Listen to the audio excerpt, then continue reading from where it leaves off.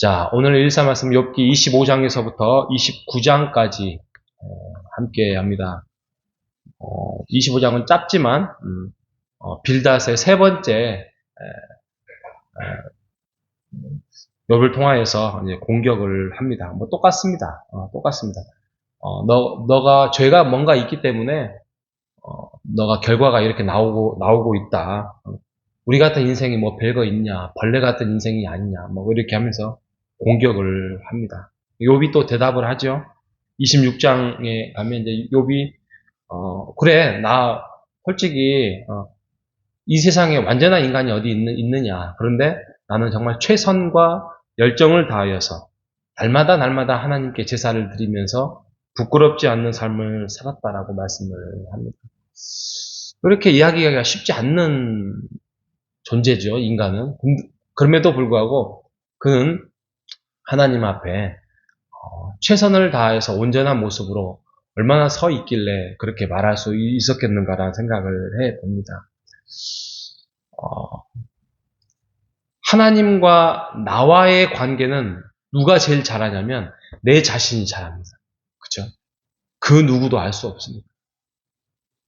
한 집에 사는 배우자조차도 제일 많이 알 수는 있겠지만 그래도 하나님과 나와의 관계는 하나님이 아시고 내 자신이 아는 것입니다. 그렇기 때문에 상대를 우리가 평가해서는 안 된다는 것이죠. 믿음은 하나님과의 관계 아닙니까?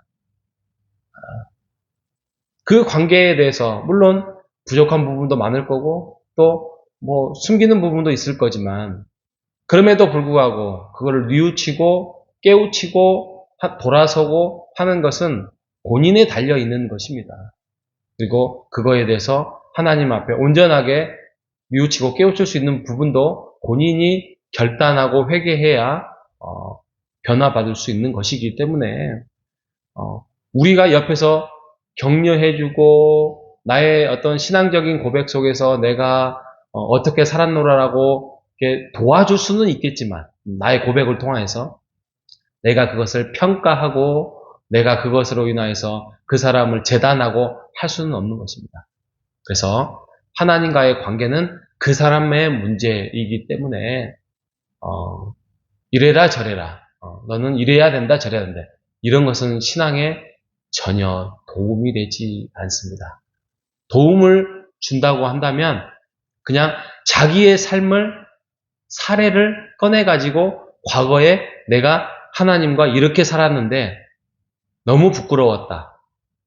이게 용기입니다. 이게 용기예요. 그랬는데 내가 돌이켜서 하나님을 붙잡고 갔더니 나의 삶이 이렇게 되었더라. 그래도 나는 부끄러운 사람이다. 이게 신앙의 용기고 신앙의 고백이라는 것입니다. 그래서 28장에 가면 이제 하늘의 지혜에 대해서 말씀을 합니다. 진정한 지혜와 명철이 무엇냐? 그것은 여호와를 경외하는 것이다. 라고 말씀합니다. 거의 잠언이에요, 잠언. 이제 28장은. 그래서, 시편의, 잠언에 보면은 여호와를 경외하는 것이 지식의 근본이다.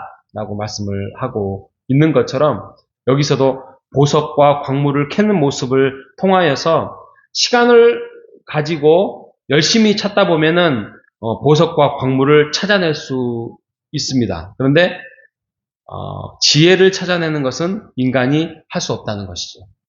지혜를 내가 찾아보겠다 해서 열심히 찾아보. 철학이 그런 거 아니겠습니까? 소크라테스, 플라톤, 아리스토텔레스 철학자들이 열심히 지혜를 탐구하는 자, 지혜를 구하는 자 열심히 찾아봤지만 진정한 지혜의 그런 찾아보는 그게 칭찬받을 일일 뿐이었지 진정한 지혜를 얻지 못하고 이 세상을 마무리를 지었지만 진정한 지혜는 어디에 있냐? 여호와를 경외하고 하나님을 알아가는 것에 있다는 것입니다. 그런데 예수를 아는 자, 예수를 믿는 자는 하나님께서 지혜를 주신다고 하였습니다.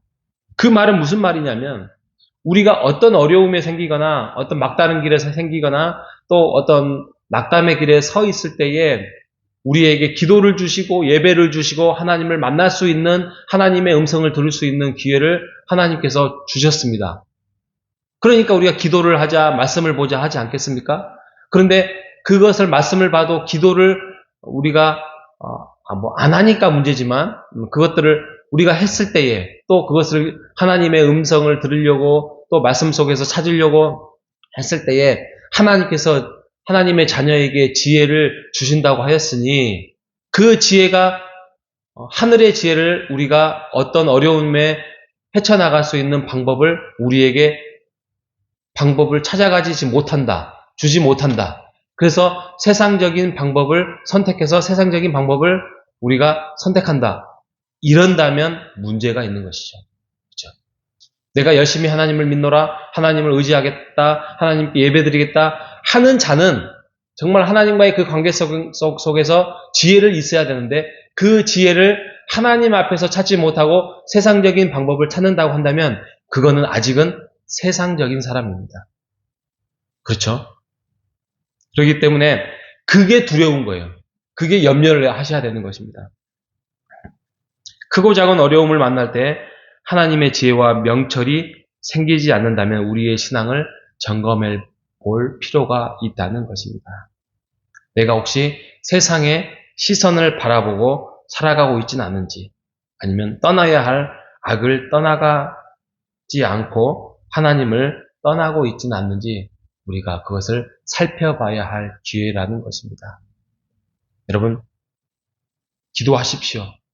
어려운 일 생길 때 기도하시면, 또 말씀을 볼 때, 들을 때에 하나님께서 여러분의 삶의 지혜를, 하나님의 지혜를, 하늘의 지혜를 여러분에게 주실 것입니다. 기다려라, 이렇게 행하라, 또 사랑하라, 또 하나님의 은혜 가운데서 거하라라고 말씀을 해 주실 것입니다. 그때에 여러분께서 진정한 지혜를 얻을 수 있을 것입니다. 오스왈드 챔버스가 이런 말을 합니다. 인간의 궁극적인 목표는 행복이나 건강이 아니라 거룩함이다. 이런 말합니다. 하나님과 함께 관계하면서 하나님을 닮아가고자 하는 그 모습, 그게 거룩한데, 그것이 이루어가고 있는 과정을 밟다 보면 행복이라는 건 따라올 것이고 건강이라는 것이 따라올 것입니다. 여러분, 하나님 안에서 우리가 어떠한 상황에서든지 간에 그 거룩함을 쫓고 하나님을 만나고 여러분의 문제를 하늘의 지혜를 통해서 해결해 나가는 우리 모두가 되시기를 주님의 이름으로 축복합니다. 하나님, 감사합니다. 믿음의 생활이라는 게 무엇인지, 우리가 늘 부족하고 어리석지만 하늘의 지혜를 하나님께서 찾을 때에 우리에게 알려주시고 그 길을 인도해 주신다라고 말씀하셨음을 우리가 고백합니다. 하나님, 우리가 어려움을 만날 때에 하나님의 지혜와 명철이 생기지 않는다면, 그래서 세상의 시선과 악 속에서 우리가 거한다면 우리의 신앙이 부족하다는 것을 우리가 깨닫게 하여 주시옵소서.